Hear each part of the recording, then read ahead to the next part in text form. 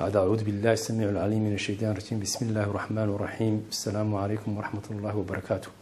maanta munaasabad aan ugu talagalnay xasuus aan ku xasuusan walaalkeen oo geeriyooday Jean-Paul Noël Abdi dhawaan jimcii dhawatole ayaan yar xasuus aan halkan aan rabaan walaahi aan kala qaybtamo marka ugu horeysa waxaan leeyahay inna lillahi wa inna ilayhi raaji'un ilaahay ha u naxariisto inakii walaalkeen ee geeriyooday reerkiisa iyo ummadii ahlkiisa iyo asxaabtii iyo dadkii halganka ay ku wala jireen wixii ku saabsan xuquuqda lisaanka droit de l'homme ilaahay dhamaantood ba sabriyo iibaan ha ka siiyo shaqadii uu soo qabtana ilaahay inuu u barakeeyo uu ka dhigo mid muxuu ahaa dhaxala oo u noqoto dhaxal dadka walaalaheen reer Djibouti inuu uga dhigo ay muxuu ahaa kaga baxaan gumeysiga iyo xaq darada haysata ay kaga baxaan ayaan uga rajeenayaa waxaan maqlay warka uu soo gaaray jimcii dhawtole aad iyo aad baan uga naxay waayo dhowr bilood ka hor ayuu nagu soo maray magaaladan Ottawa waana markii ugu horeysay aan la kulmo bacdo 22 sanadood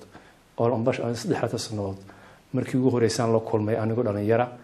ayaan muxuu ahaa la kulmay markaa wuxuu ahaa xildhibaan reer Djibouti oo markab ayaan ku qaadnay isaga iyo wafti xildhibaano Europeana oo in Maskali aan geynay waxay ahayd ilaa 1960 bay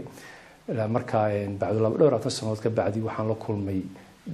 sanadkii 2001 ayaan la kulmay aan Jaanis ugu helay aad baan ugu farxay nin oday adeerna mar igu toosan amba muxuu ahaa walaal hadda noqoto oo meel midaan ka soo wala jeedno yaani reer Djibouti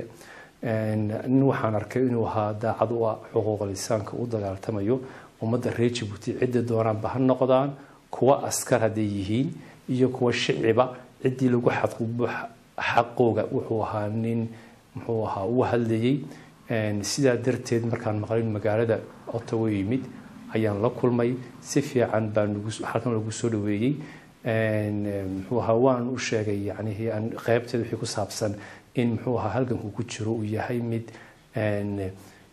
loo baahan yahay ummadda reer Djibouti gaar ahaan ay aad iyo aad ugu baahan yihiin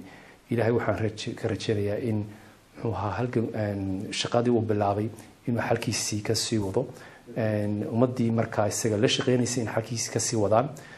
mirihiina muxuu ahaa dadka maanta jooga iyo kuwa beritoole ay noqdaan kuwii ka faa'iideystay ninkaasna waxaan leenahay iyo waalidkiis iyo dadkii ka haray in muxuu ahaa loogu mahadnaqo lana muxuu ahaa la taxsiyeeyo ilaahayna ha u naxariisto ilaahay way balaaran tahay bidaadanko dhan ayay u qalantaa inkastoo maanta aan ognahay Jean-Noël Abdi inuu ahaa nin muxuu ahaa diin Christian ah walaalkeena laguna ixtiraamo diintaasi ay aaminsan yihiin waa dad aad bilaadan waa dad meelan ka soo wada jeedno naxariista ilaahayna cid walba balaaran tahay maanta waxaan leeyahay Allah yarxam raahimiin ninkii geeriyooday iyo reerkiisii wassalaamu calaykum waraxmatullaahi wabarakaatuh